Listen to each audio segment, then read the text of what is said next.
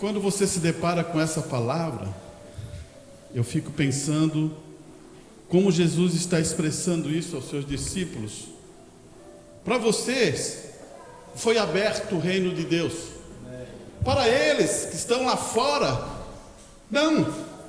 Porque se não for aberto para eles, eles vão ser curados, vão ser libertos. Mas os seus corações estão endurecidos. Eles não querem a palavra de Deus, o Deus vivo. Eles querem só benefícios. Mais ou menos Jesus está falando dessa maneira. Você vai dizer assim, irmão, os benefícios da palavra de Deus é boa? Amém, é boa. E Deus não faz acepção de pessoa, não faz acepção de pessoa. O que está sendo apontado aqui é uma convicção de Jesus Cristo sobre o assunto. Se alguém quer, se alguém precisa, Ele está aqui. Deus sempre foi desse jeito. Agora, o problema é quando você não quer isso. Por isso que eu fico pensando sobre algumas coisas. Você se lembra que na Bíblia diz de conversão? O que não é conversão? Se você for no dicionário, conversão está dizendo, estou andando para cá e de repente viro para cá e vou para aquele outro lado. Isso é uma conversão. Mas o que a Bíblia diz de conversão?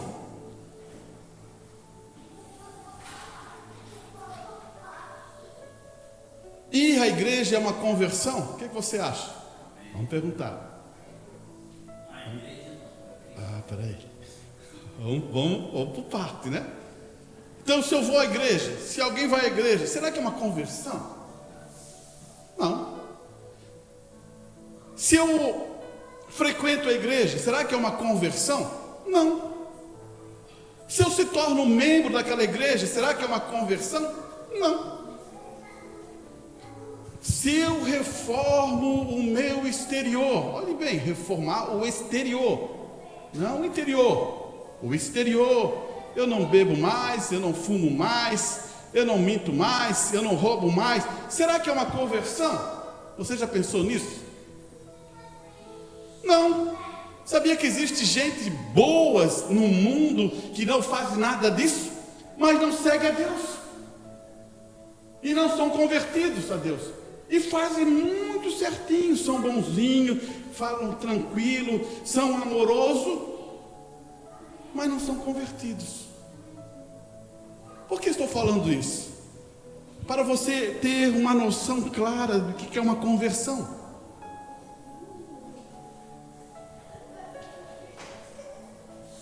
Eu fico pensando que, olhe bem o que é uma conversão.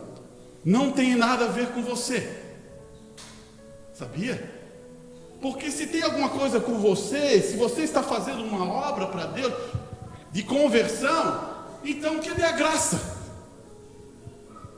Então a graça não tem benefício nenhum, porque foi pela graça que você foi salvo, foi pela graça que você foi liberto.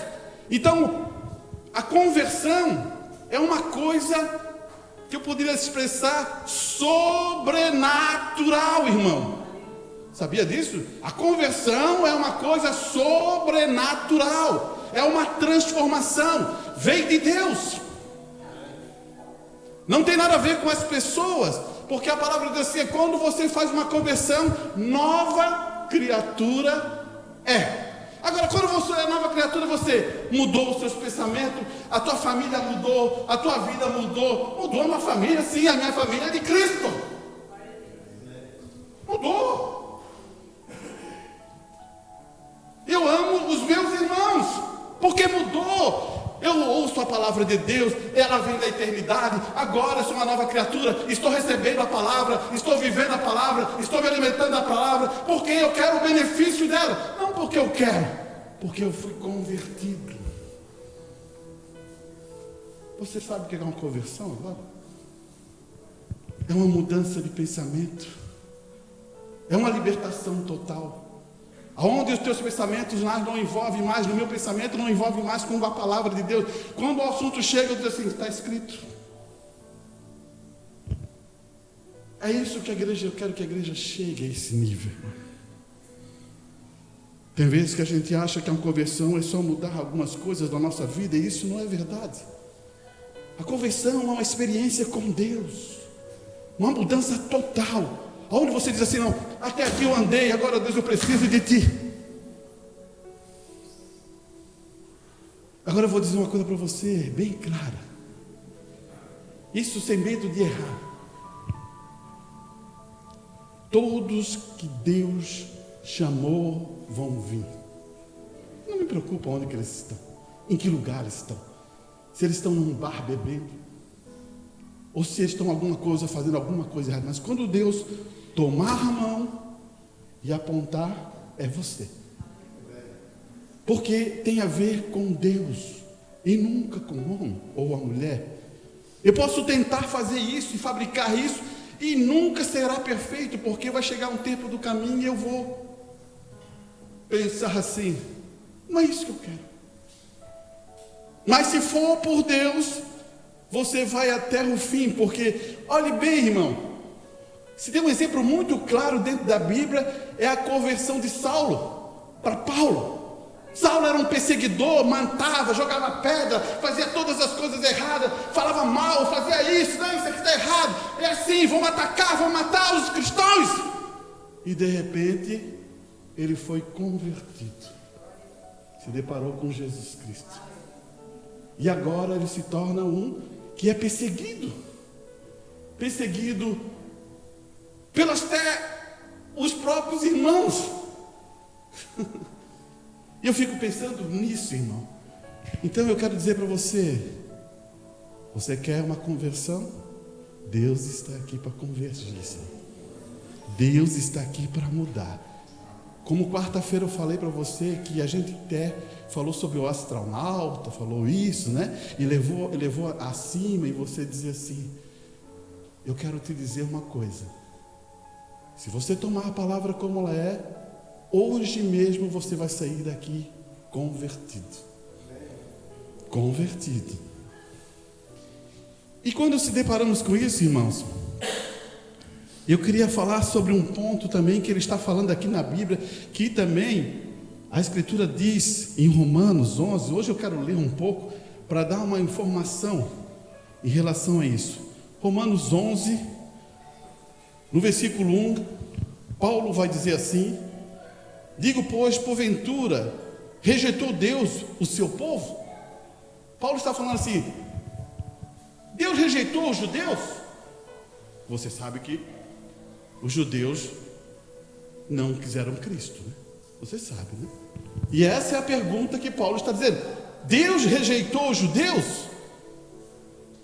Daí ele vai dizer, de modo nenhum. Você está entendendo aqui, ó? De modo nenhum. Porque também eu sou um israelita, da descendência de Abraão. Olha só quem Paulo é. Da tribo de Benjamim. Todos os judeus, irmão, todo judeu sabe de qual tribo que é, da onde veio a sua origem, quem é o teu pai, quem é o seu tio, quem é isso. Todos os judeus têm a árvore genealógica, eles sabem da onde que tribo que veio. Interessante. Todo filho de Deus sabe da onde veio também. Você entende isso? Se você é um filho de Deus, você sabe da onde você também veio. E ele vai dizer, Deus não rejeitou o seu povo, que antes conheceu, ou sabeis o que a Escritura diz. Olha só, ele está explicando para eles, você sabe o que a Escritura diz? Ele vai dizer assim, ó, diz de Elias. Você sabe o que a Escritura diz de Elias? Ele vai dizer, como fala Deus contra Israel, dizendo, ele está dizendo, Elias estava falando contra Israel. Será que Deus vai abandonar Israel? De maneira nenhuma. Aí que está o ponto. Mas ele vai dizer, Senhor, mataram os teus profetas, derribaram os teus altares, só eu fiquei, e buscam a minha alma. Isso é Elias que falou. Agora veja o que Deus vai falar a Elias. Mas que ele disse a resposta divina. Paulo está dizendo, quem é que deu a resposta divina a Elias? Isso é muito bom, irmão. Isso é muito bom. Isso é a revelação pura da palavra. Quem é que está dando a revelação para você? Você está pegando a revelação do homem ou você está tomando a palavra de Deus como ela é? Porque aqui Elias está recebendo de Deus a resposta. E essa noite é bom que o Espírito Santo dê a resposta ao seu coração. Olha aqui que ele vai dizer. Mas que ele dizia a resposta divina: reservei para mim 7.000 homens. Elias, reservei para ti 7.000 homens. Não. Deus falou, reservei para mim. Não para ti, Elias. Para mim. Porque Deus não reconhece a autoridade em cima do outro homem. Ele não reconhece a minha autoridade. Aquele irmão agora está sobre mim, aquela irmã está sobre mim. Deus não reconhece. Deus reconhece que o homem tem que estar sobre ali, servindo a Deus, não um homem sobre o outro.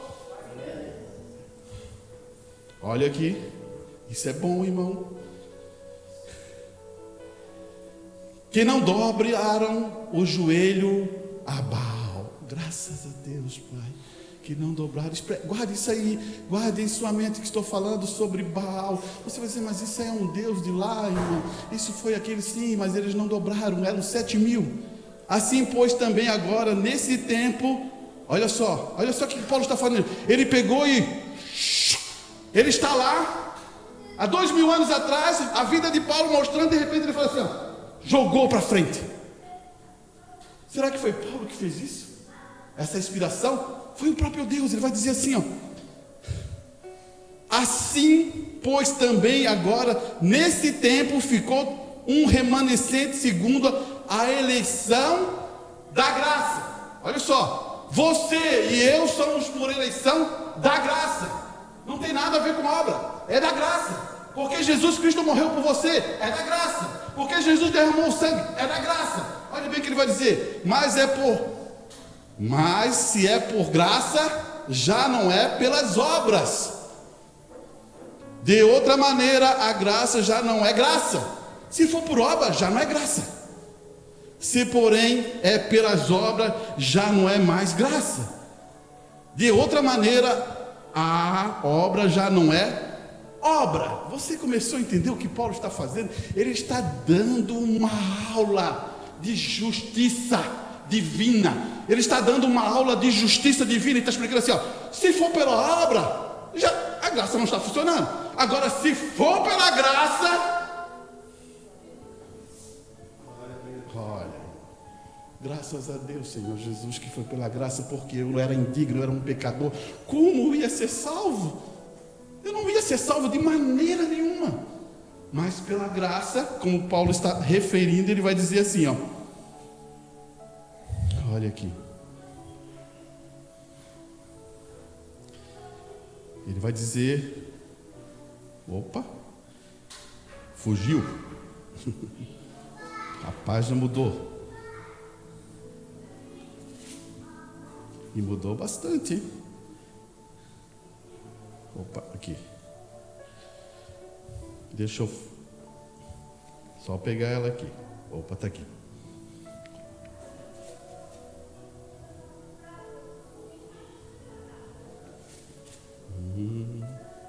Aqui. Pois quem? O que Israel buscava não alcançou, mas os eleitos alcançaram, e os outros foram endurecidos. Você percebe aqui que ele está falando de eleitos que alcançaram, mas outros foram endurecidos. Grave essa frase também. Como está escrito, Deus lhe deu um espírito de profundo sono, e os olhos para não verem, e ouvido para não ouvir, até o dia de hoje. Ele está falando. Sabia que Israel ficou cego? Sabia que Israel não ouve as escrituras? Eles não consideram Jesus como Salvador. Não o considero, porque foi cego até hoje. Mas vai chegar o tempo de abrir os olhos, vai chegar o tempo deles compreender. A escritura que diz em Apocalipse, quando você escuta lá, 144 mil, esses são os judeus, e eles vão ser salvos em um dia. Eles vão saber que mataram Jesus, que estava ali, e eles vão cair num clamor, em um desespero tão grande, que eles vão receber o Espírito Santo. Que coisa boa, né? Sabe por que isso aconteceu? Por causa de você. Por causa de você. Para você ser salvo. Para você ser salvo. E olha o que ele vai continuar dizendo aqui, irmão. Preste bem atenção no que ele vai dizer. O irmão Branham diz assim, ó. Agora nós ouvimos o William Branham avisar que neste sermão que está caracterizado a repetir neste dia. Francamente, vimos o cumprimento disso quando conversamos com pessoas que deixam a mensagem. E agora acreditamos numa... Olha só, aqui ele está imprimindo uma informação, irmão. Ó, deixo uma mensagem e acredito na Trindade. Depois eu vou chegar nisso, irmão. Em todas as formas de doutrina. E por que isso acontece? Porque eles não receberam o profeta de Deus. Você começa a entender? Irmão, o profeta está aqui. O profeta traz uma mensagem. Se você não reconhece o profeta, você vai crer numa Santíssima Trindade. Agora, como tem? Você vai dizer, como tem, irmão? Daí, você crê no profeta? Eu creio de todo o meu coração. De todo, não tenho dúvida sobre esse homem, de maneira nenhuma. Já sei que na internet ventila isso, falam disso, falam mentira dele, falam disso, mas eles não conseguem destruir a mensagem que esse homem trouxe. Não tem. Você pode pegar ali, as pessoas podem falar, eles podem berrar, eles podem gritar, mas não tem como fazer isso. Por que não tem? Já que estamos caminhando para esse caminho, eu quero ler algumas coisas.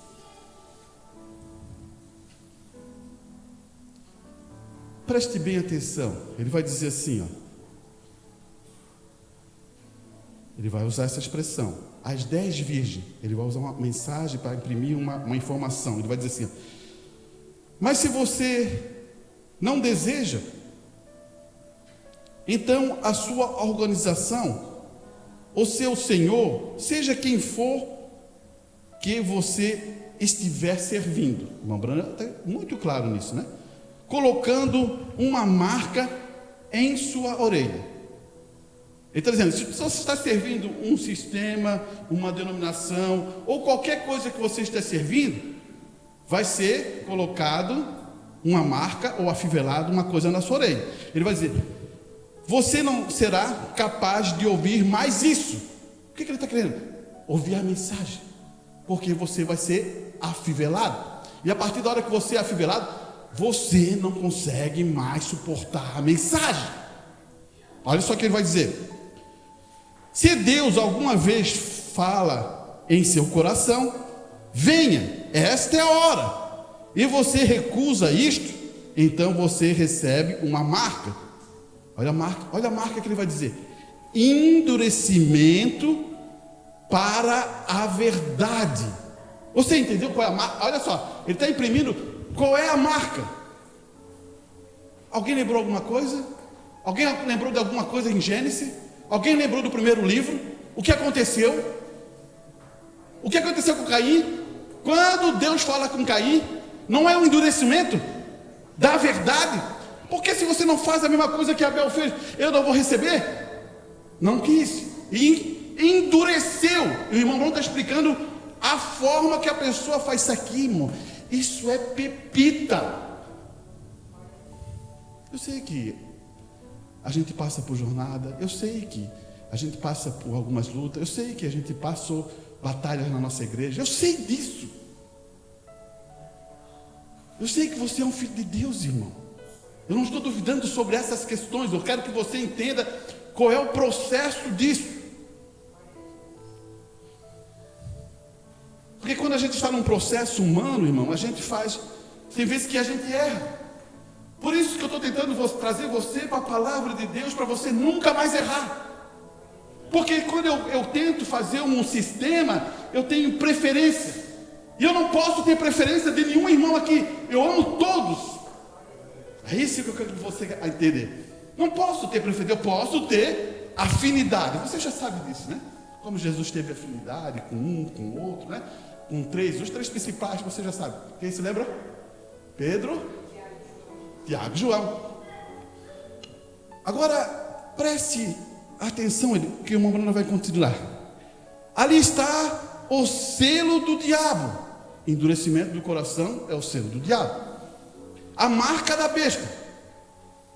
O selo do diabo é a marca da besta. Vê você o que a marca da besta faz?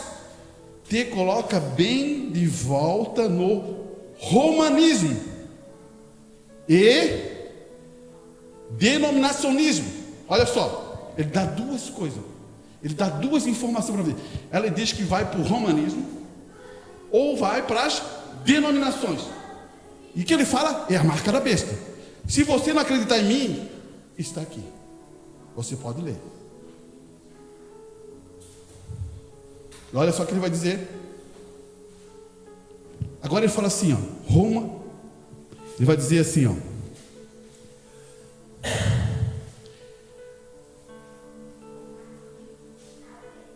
Quem é o protestantismo? Ele vai imprimir uma informação. Quem é a imagem? A besta teve poder e autoridade para dar a imagem vida para falar. É aqui que eu quero parar, irmão. Isso aqui é a coisa mais importante que você tem que saber.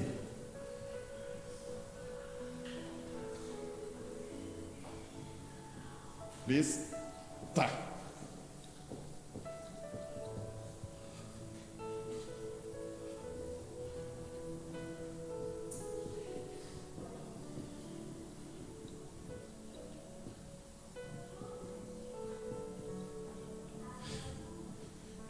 Isso aqui é uma coisa, isso aqui é outra coisa. Você sabia disso? Aqui é Roma. Aqui, a Confederação das Igrejas Protestantes. Você sabia disso? Graças a Deus que chegou o tempo de Deus mostrar isso muito claro. Por que a gente não sabia no passado isso? Você sabe por quê? Porque a gente não tinha suficiente mensagem. A gente tinha algumas mensagens. E aí, quando as mensagens vão chegando, hoje a gente tem a internet, traduz as mensagens, produz isso aí, o que acontece? Vai abrindo esse entendimento. Porque você diz assim, mas não, quando você vai ler a mensagem, você talvez pode até passar direto. Besta, imagem da besta. Agora, escuta o que o irmão Brando vai falar sobre isso. Ele vai dizer assim, ó. A imagem da besta, que é o protestantismo, que é a imagem. A besta teve poder, autoridade para dar a imagem vida para falar. Ó, vida para falar. A besta dá poder para ter vida para falar. Agora escuta o que é o falar.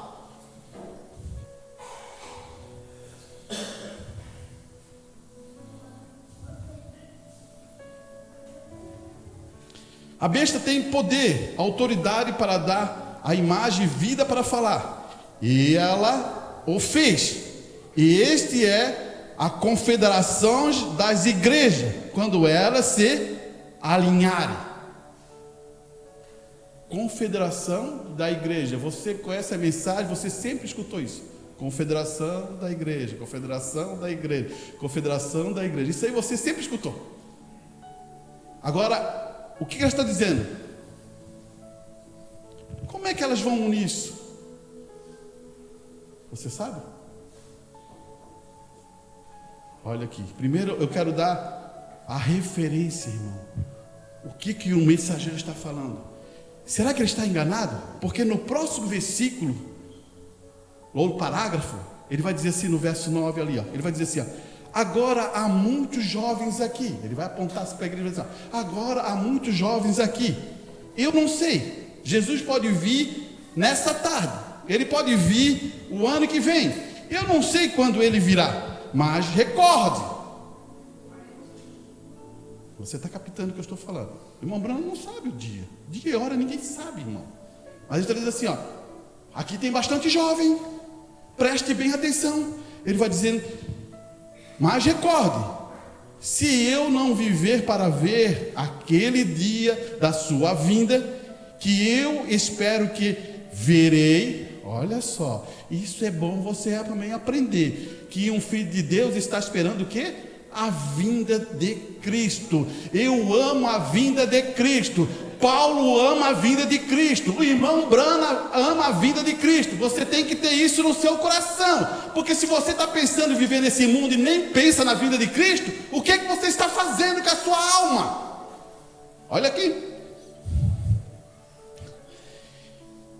Que eu espero que verei, e de algum modo creio que agora, se eu não ouvir, nunca deixei esta palavra. Olha, ele vai dizer, agora se eu não ouvir, nunca deixe esta palavra se afastar do seu ouvido e de seu coração. Vê, o que ele está querendo dizer? Ele está dizendo assim, ó, você escutou o que o mensageiro falou? Agora não deixe afastar isso do seu coração.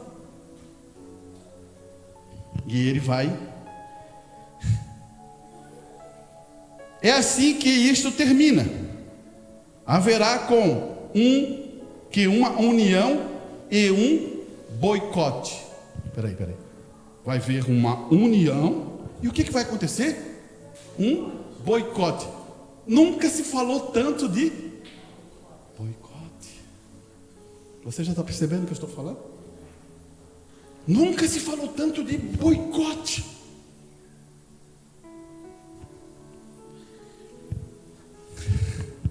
Talvez, eu vou tentar explicar isso. Irmão Brana fala bem assim, ó. O comunismo não é o problema. Parece que em nosso país o comunismo é o problema, né? Mas ele vai dizer assim, ó, o comunismo não é o problema. Vai ser usado na mão de Deus. Isso aí ficou difícil, né? Isso aí aferiu uma coisa, né? Mas como? O comunismo vai ser usado na mão de Deus para castigar Roma. Está no Apocalipse. Eu posso mostrar isso clarinho para você. Então se o comunismo não vai fazer isso, não. Tu acha que o comunismo vai conquistar o mundo todo? Você vê isso na Bíblia? Não vê, e nunca vai acontecer isso. Mas a imagem da besta, a confederação de igreja, vai conquistar o mundo todo. E vai botar um boicote. E se você não tiver a marca da besta, você não compra e nem vende. É isso que a Escritura diz. Nunca teve tão forte isso, irmão. Nunca teve tão forte isso. Eu vou botar nomes para você entender. Trump, presidente Trump, está unificado com o quê? Com as igrejas. Ou não está? Está. A nossa direita aqui está unificada com quem? Com as igrejas. Ou não está? Sabe por quê, irmão? Olha só. Tem que ser uma coisa boa. Senão tu não aceita. O que eles falam? Deus sobre a nação. Família. Eles não falam de família. Isso não é bom? É bom. Eu também concordo, é bom. Isso é coisa de Deus. Deus ama a família. Deus quer que realmente nós adoramos a Deus em cima de todas as coisas. Sim, isso é uma boa frase. Mas esse é o contexto da unificação da imagem da besta para se unir. Por isso que Apocalipse fala assim, depois que ela se unir, por isso que o irmão Bruno está falando aqui, ó, em uma confederação de igreja, o que vai acontecer? Vai acontecer o boicote, que é o que está em Apocalipse muito claro, vai dizer assim, ó, você tem o selo aí? Você segue a Santíssima Trindade? Ah, não segue? Então você não pode nem comprar e nem vender. Daí você diz assim, irmão, isso aí está longe. A noiva passa por isso? Não passa, mas eu estou dizendo, isso aí está longe?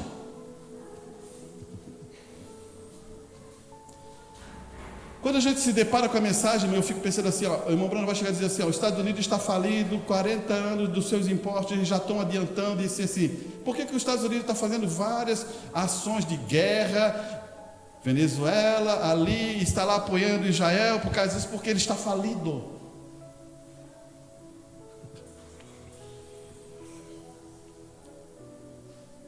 Um rico, quando está falido, você nem parece que ele está falido, né?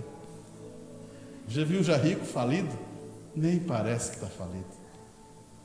Mas ele está devendo tudo que tem. É o que está acontecendo hoje. Você percebeu, você vai analisar isso. Mas você disse, mas então por que ele vai fazer um ataque à Venezuela? O que ela tem ali? Petróleo. Depois que ela domina ali, o que ele vai fazer? Ele vai pegar o recurso. O que aconteceu lá para trás, que se lembra lá que tinha muito petróleo, aquela coisa toda, ele foi lá, tem uma coisa aí nuclear aí, não tinha nada nuclear, ele tomou conta do país, e o que ele aproveitou? Petróleo.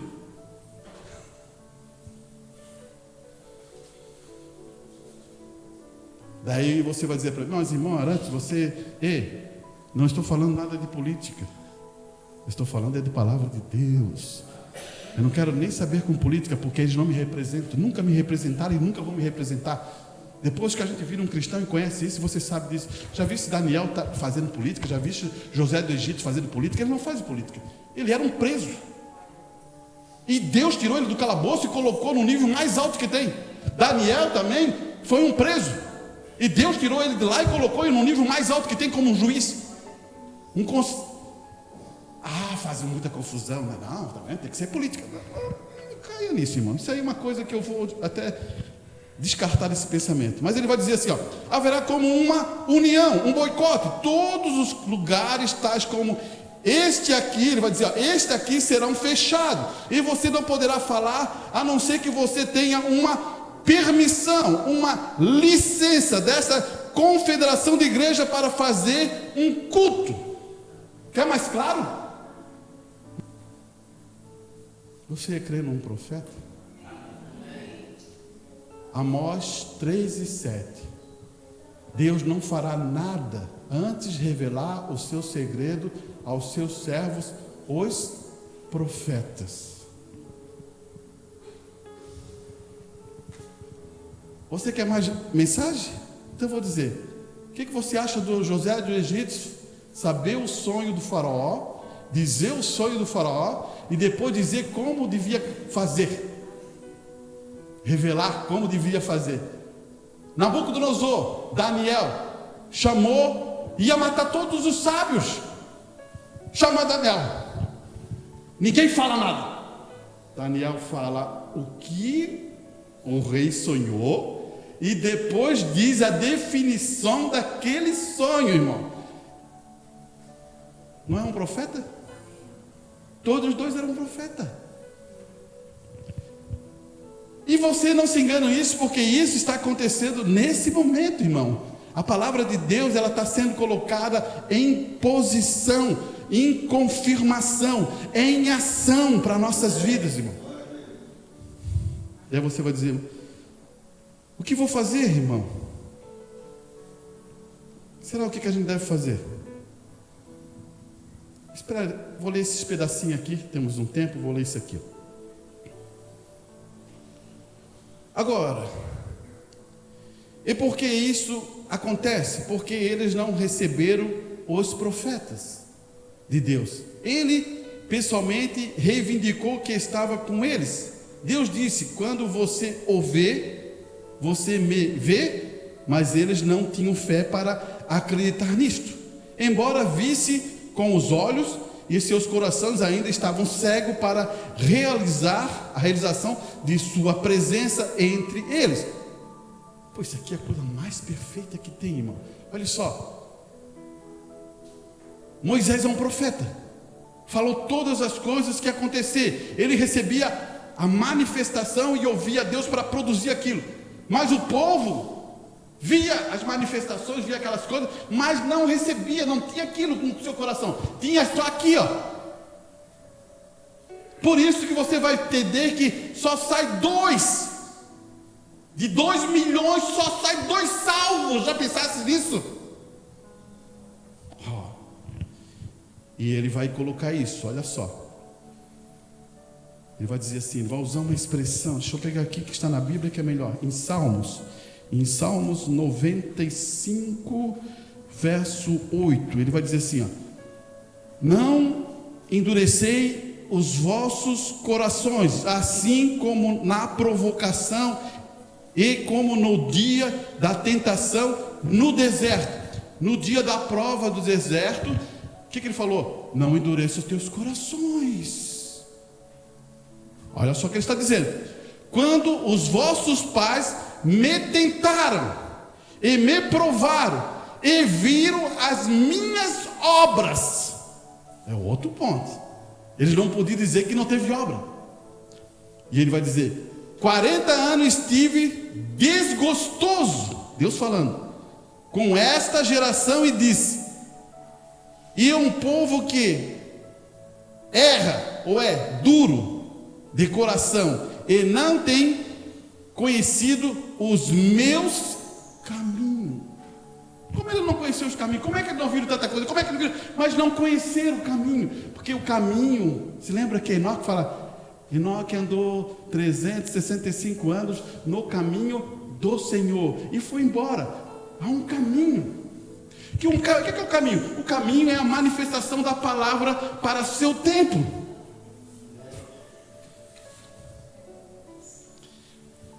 Você vê como as escrituras vão se encaixando? Olha aqui. Ele vai dizer outra coisa aqui. Preste bem atenção, ele vai dizer assim, ó. Irmão Brana, a mensagem de desespero, ele diz assim: eles tinham visto a grande mão de Deus. Eles todos viram o seu milagre. Então ficaram sobre o sinal do sinal. E quando estavam sobre o sinal, eles tomaram a comunhão em desespero. Aqui ele está falando da saída, né, do Egito, né? Pois sabiam que naquele momento Deus estava prestes a atacar com o julgamento. E foi um momento de memória. Foi um tempo em que cada homem estava se examinando, porque a palavra do profeta nunca falhou. Foi provado que era verdade. O que quer que ele tinha dito aconteceu exatamente do jeito que ele disse. A coluna de fogo ainda estava lá. Então o profeta anunciou que Deus só passaria quando visse o sinal na porta. E foi um desespero. Qual é o sinal hoje? Igreja, você sabe qual é o sinal? Qual é o sinal? Sim, o sangue derramado, que simboliza hoje o Espírito Santo.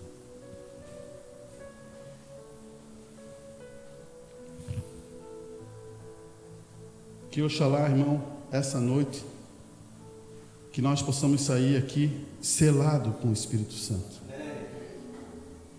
Que você possa entender que eu estou dando uma advertência para a gente poder compreender a verdade. E naquele dia, quando eu chegar, quando você chegar, você vai dizer assim: graças a Deus que Deus mostrou a verdade. Não é o homem que mostra a verdade, não, é Deus que mostra a verdade. Não faça confusão com a condição do homem, não. Eu estou na mesma necessidade de você. Agora, quando Deus tem misericórdia para a sua igreja, Ele vai abrir a verdade. Eu quero ler esse pedacinho aqui, ó. Em sua presença, a mensagem é: agora, recorde, os homens tão santos se reconhecem pecadores. Não é assim que a Bíblia fala? Os homens santos, eles se reconhecem pecador na presença de Deus. Que fará o pecador e o ímpio naquele dia? Escute isso aqui, irmão. Eu vou tentar ler com mais calma para você entender. O que farão as pessoas que se sentam na reunião? O que farão as pessoas que têm visto o poder de Deus, que têm ouvido a contagem regressiva da palavra, que têm visto o próprio Deus se manifestando-se e, sem dúvida, a cada escritura cumprida, e ainda assim tentarão chegar ao céu sem novo nascimento e sem receber o Espírito Santo? A Bíblia diz: se o homem é justo, difícil é se salvar, aonde o pecador e o ímpio se aparecerão? Em que tipo de lugar estamos nós? Se nós vemos o próprio Deus revelar-se exatamente diante de nós, e mesmo a glória de Deus, do mesmo modo como aqueles homens viram, e aquele tipo de homens viram, aquele tipo de homens gritaram em alta voz, profetas e sábios, sobre aquela palavra está baseada. Se eles clamaram e caíram aos seus pés e gritaram: eu sou um homem de lábios profanos e impuros. Você se lembra quem foi que falou isso? Isso. O que será então para aqueles homens que nem mesmo confessam os seus pecados? Paramos aqui, irmão. Quer uma igreja poderosa? Quer um povo poderoso? Quer um lar abençoado? Nós temos que confessar os nossos pecados. Agora, tem pecado que você vai confessar a Deus, e tem pecado que você vai ter que acertar com outros. Você sabe disso, né? Eu acho que a igreja está madura sobre isso, né? Agora, irmãos, pense em uma coisa que eu vou falar para você. Ore sobre isso, tenha sabedoria, espere o Espírito Santo trabalhar e veja o momento certo. Porque eu não quero que você tenha complicação em sua vida. Porque tem vezes que o pastor está pregando um assunto, você já pega aquilo e já quer colocar. Não, você deve orar, pedir a Deus: Deus me ajuda, abra meu coração, eu quero acertar, mas você tem um caminho certo, a hora certa para mim fazer isso. Eu lhe peço graça e misericórdia, tu sabes que eu quero fazer isso, eu não quero ficar aqui. Você entendeu? Tem que ser assim. Porque a igreja é poderosa quando ela se humilha na presença de Deus. Não é na presença de um homem, não. É na presença de Deus. Quando você quebra e diz assim: agora Deus me conquistou. Porque já pensasse, irmão, pensa bem, qual é o homem, qual é a mulher que vai ali tomar uma posição e falar a verdade e se arrepender dos seus pecados e acertar, se não tem o Espírito Santo? Não existe. Não existe. Você vai ficar escondida toda a vida, vai levar toda a vida. Só Deus, pela misericórdia, que vai fazer isso, porque Ele vai imprimir um pensamento, uma luta em seu coração, porque Ele sabe que você é uma filha ou um filho. Vai imprimir isso e você vai entrar em desespero. E olha só que Ele vai continuar. Ele vai dizer que é lábios impuros, né? O que será então para aqueles homens que nem mesmo confessam os seus pecados? O que será para aqueles homens que de coração endurecido, que pensam que eles sabem mais acerca da criação do que o próprio Deus? O que acontecerá para aqueles homens que têm gasto toda a sua vida tentando anular a Bíblia? Onde aparecerá aquele sujeito? Pense nisso. Não é eu que estou falando, isso é o mensageiro que está falando. Você já viu que tem gente que fica a vida toda querendo tirar o erro achar um erro.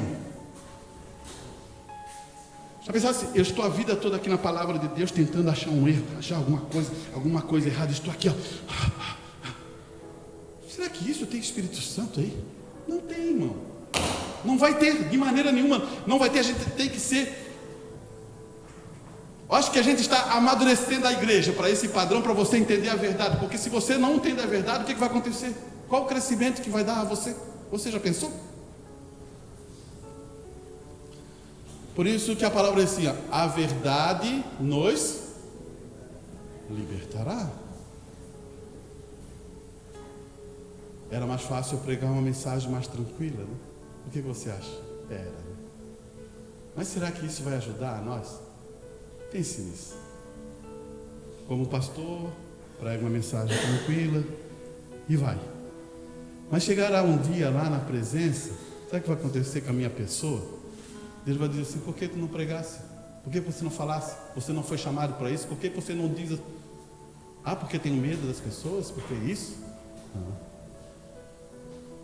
Não pode ser assim.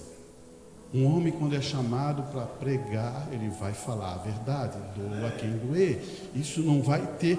E olha, irmão, tu acha que eu quero fazer isso? Não quero. Agora, você conseguiu entender o que está acontecendo em nosso tempo? Você começou a viajar em nosso tempo agora? A coisa está perto, irmão. Não pense que está longe, não. Tem vezes que a gente vive a vida no mundo, olha só como é que Satanás faz. Ele faz você correr, trabalhar, correr, fazer isso, cuidar da sua família, correr lá dos seus filhos, correr. Quando você passa todo esse tempo, quando chega lá, eu só vivi correndo, eu só vivia numa opressão, Satanás me trancou. Será que Deus faz dessa maneira? Pense nisso. Pense. Esse é um pensamento que você deve levar para casa. Será que Deus faz desse jeito? Tem alguma coisa errada, né? O quanto você confia em Deus?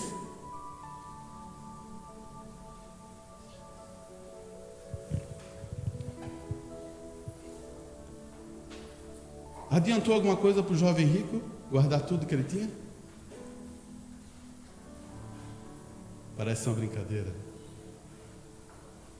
Será que adiantou para alguém guardar o que tinha?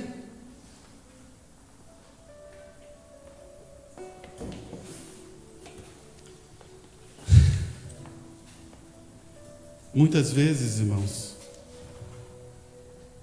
os pais trabalham, guardam, têm, né? Deus te abençoe. Não vejo mal nenhum sobre isso. Mas chega na finalização, os filhos ficam brigando por herança.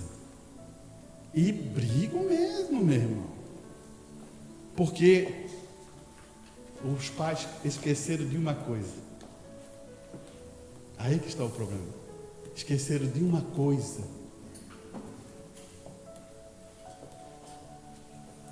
E é o que eu mais vejo hoje, irmão.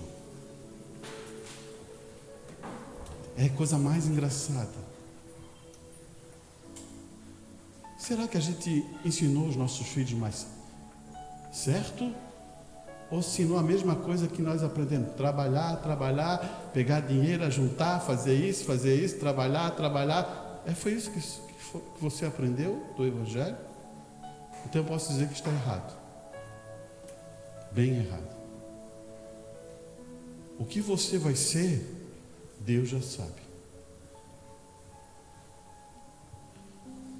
E eu vou dizer uma coisa para você, sem medo de errar. Olhe Moisés, um hebreu. Seus pais eram filhos de Deus. Diz as Escrituras que ele vinha, ele é um escravo, ele trabalhava, levava chibatada, chegava em casa, ele, antes de se alimentar, ele subia em um local e orava, chorava, porque via os seus entes, amigos ali, sendo chibatados, humilhados, escravizados. Será que Deus viu do céu aquele casal que orava e pedia a Deus e veio um libertador pelaquele casal que veio? E agora veja uma coisa, lá era um tempo de crise, dificuldade. Mas pela fé dos pais, Moisés foi colocado no rio, dentro de uma arca, e parou na mão de uma princesa, né? E Deus botou um desejo no coração de mãe nela, e ele tirou Moisés das águas. Moisés cresceu lá e precisava de mamadeira? Não, aqui nessa época só usava mamadeira, mas naquela época precisava de uma mãe de leite. Quem veio? Veio a própria mãe dele.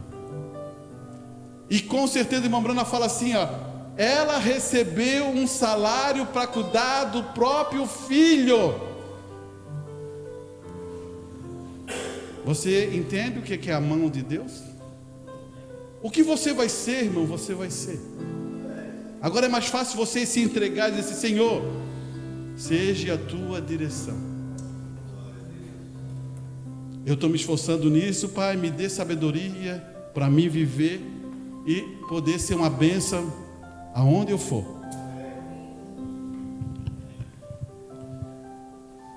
Eu quero dizer que filhos são como flechas. Você não pode ficar guardado aqui, ó. Você entende?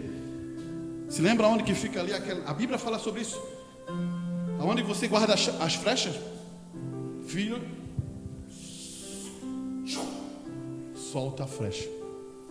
O pai solta a flecha. Mas por que ele solta a flecha? Porque ele deu tempo, amadureceu os filhos, e agora é o momento dele, ó.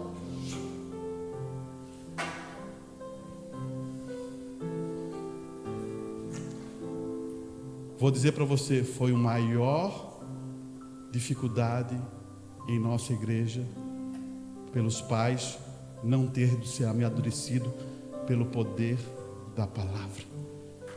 Se você for sincero, você vai crer da mesma forma que eu creio.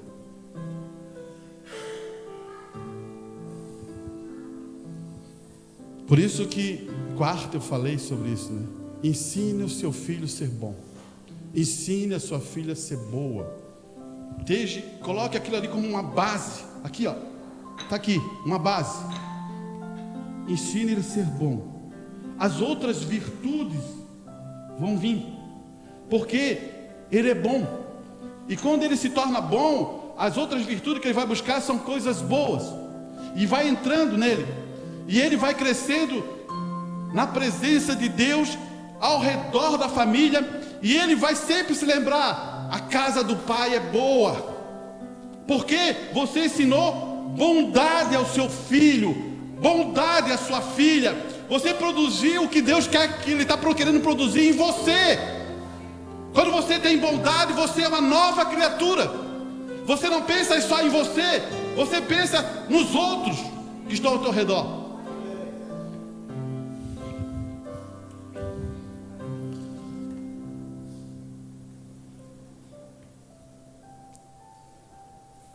Que esse tempo possa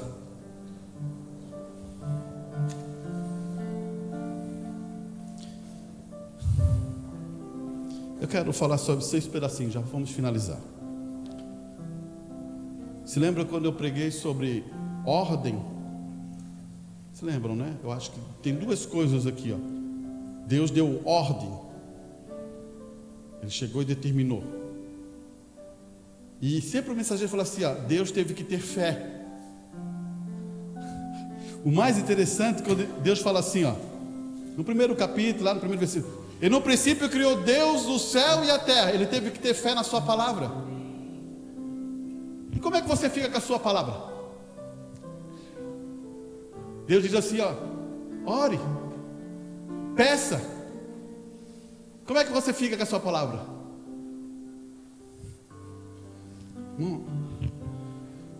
A palavra tem poder. Meu filho vai ser uma bênção, minha filha vai ser uma bênção. Não fique botando outra palavra no meio. Meu filho vai ser uma bênção. Deus, derrame a bênção no coração do meu filho. Meu Deus, mostra o Espírito Santo para ele, que ele teve uma experiência. Você tem que falar. Mas a gente olha assim, o que está acontecendo? Me esforcei tanto, o que está acontecendo? Não foi Deus que errou, foi nós que erramos. Agora, quando está muito longe, o que acontece? Não é mais difícil? Quando as coisas ficam muito longe, não é mais difícil? Mas você que é mais novo aí, que pode ainda fazer isso, chama a família. Chama a família, Pai. Chama a família. Senhor, que possamos ser uma excelente família. Que possamos estar unidos. Porque se você está unido com a sua família, você tem conhecido Deus na tua presença, e você tem mudado isso, o que vai acontecer?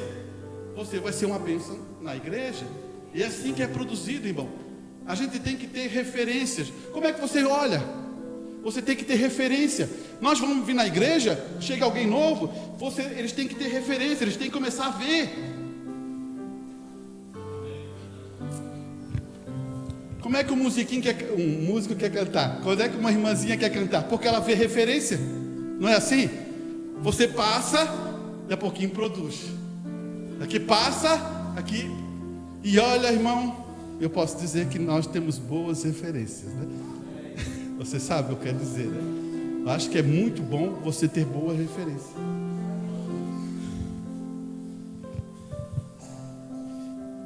Para finalizar, nossos irmãos que estão mais na frente são músicos, né? Líderes de cântico. Eu sempre falo, e sempre quando eu posso ter oportunidade eu digo isso. Não é o cantar ou o tocar, é o quanto você se entregou a Deus.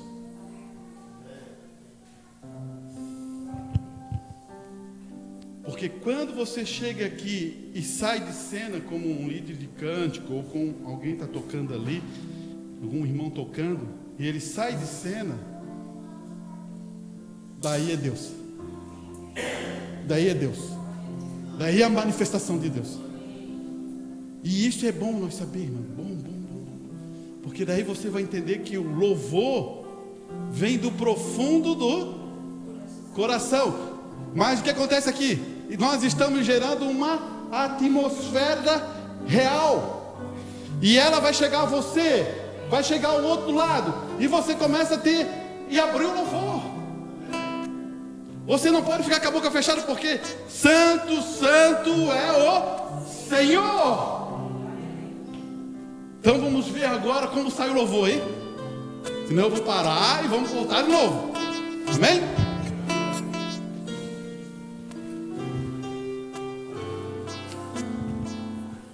Vamos ao hino número 267. Vamos usar nossas palmas. 267. Vamos adorar a Deus.